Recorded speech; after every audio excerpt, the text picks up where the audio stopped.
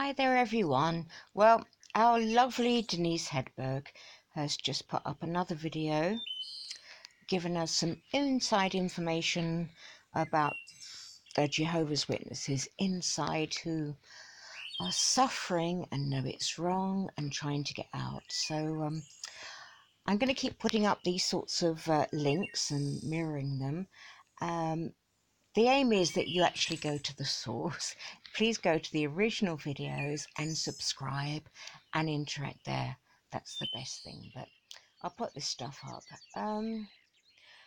So in the particular congregation, this JW is talking about, people are very depressed.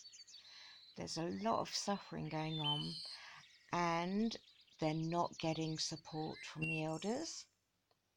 And that is something which, whew, we've heard about for decades, but they're not qualified. They're not qualified to deal with depression and mental health problems. So, as Denise says in this, please, if this is you, please go and get professional help.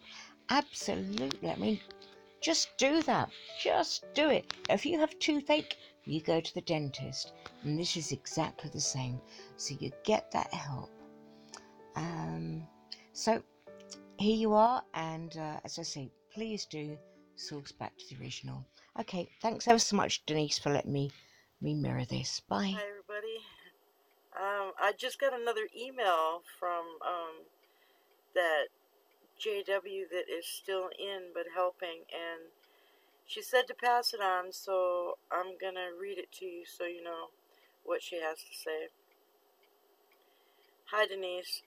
I don't like putting too much on here as we could be tracked, and I'm just letting you know that there is great unrest. With the governing bodies' grab for power and the elders' worry to cling to their own power, they are getting strict, and I feel the doors and gates are being slammed shut and tighter. At the moment, I am staying in to help women who are going through the worst of it. Women who have depression and are not coping are deemed as weak and are pulling away from Jehovah. I'm having to sweep up the mess the elders and their bullying antics are doing.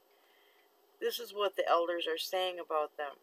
They are sinking into huge depression, and the elders are pre-shunning them. I am getting them to go to the doctors and giving them what help I can. I'm all over the place in my thinking with this.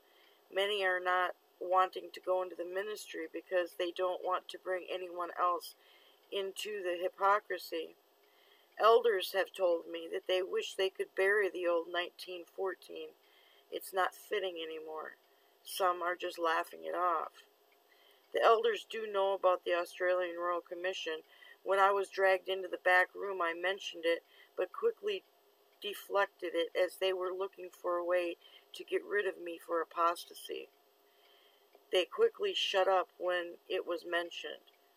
The elders bullied my husband and me so badly it nearly ruined not just our marriage, but also ourselves. My hubby had a breakdown. I noticed in the last couple of weeks one of the governing body has said, "What if we were arrested for pedophilia? Don't believe it." Or for taking billions off the flock? Really? No smoke without fire. The elders are causing so much damage, it's unbelievable. Well, that's what I have to say. Misery rules. I'd like to thank you for a big heart. The runaway slave for making the elders look like Sesame Street. They are. Alex at JW Victims for her logic. The lady at JW Suicides, she always makes me laugh. We are listening still. Thank you for your non-judgmental attitude and a love them out attitude. We are awake. It's just when's the right time to run for the exit? I'm looking over the ruined. In some ways, these people are so fragile I'm not enough to mend the damage the elders are causing. I will, and then she says that a little bit more. But all in all, to hear about the things that are going on inside, it sounds terrible. And I think that's why a lot of the JWs that people talk to at carts and out on the streets and stuff, and I think that's why a lot of them are so angry and bitter and mean, because they know what's going on. They're waking up to it. They're seeing what's going on, and they're hurt, confused. The elders are on their backs. I mean, I think they're all miserable.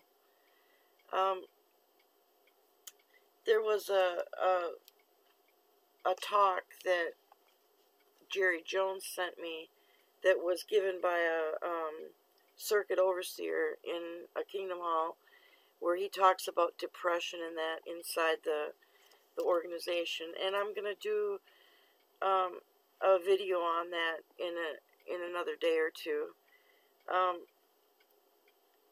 I think it's really important to understand what those people on the inside are going through. We have to remember what we went through. Don't forget. We know what it's like to have to come out and face the real world. It's not easy sometimes. And sometimes you do need help. You get depressed, and some people have even felt suicidal. And don't be afraid to go for help. No one is going to look down on you for getting help. Myself went for help. There were just things that I didn't know how to do.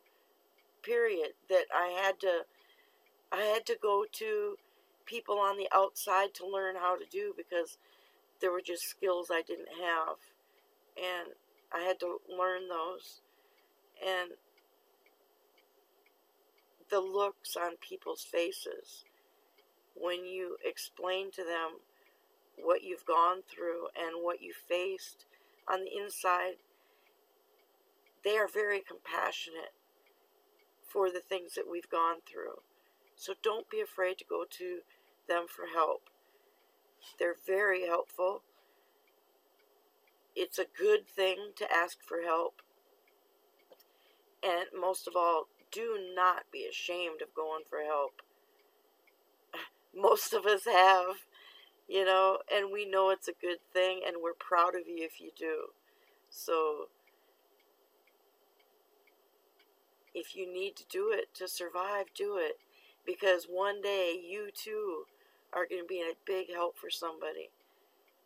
Those people that are just ready to come out, the ones that are just waking up, one of them is going to need your experience to keep them going, when they know and understand that you've felt it, you've been there, kind of thing. And everybody has such different experiences on coming out and waking up,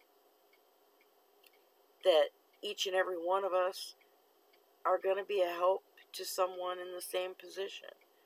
So hang in there. All of us understand. We've been there, and we do care. When we say that we understand, we really understand.